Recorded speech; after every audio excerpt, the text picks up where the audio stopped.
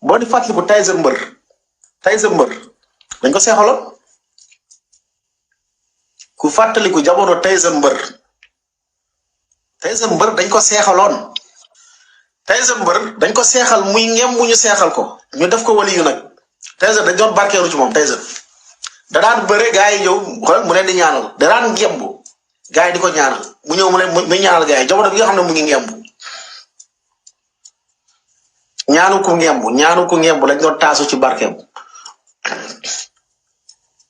parce que lii lañ leen gëmloo dañ leen gëmloo di yéen benn per bi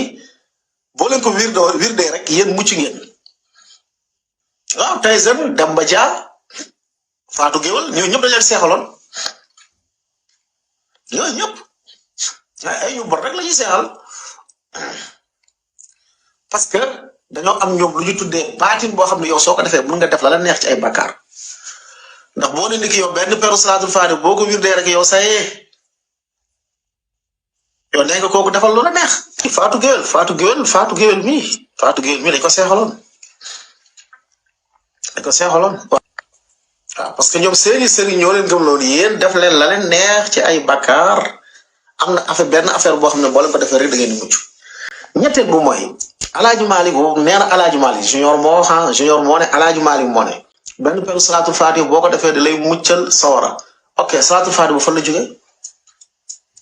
kan moo ko initié yàlla la wala yonente bi déedéet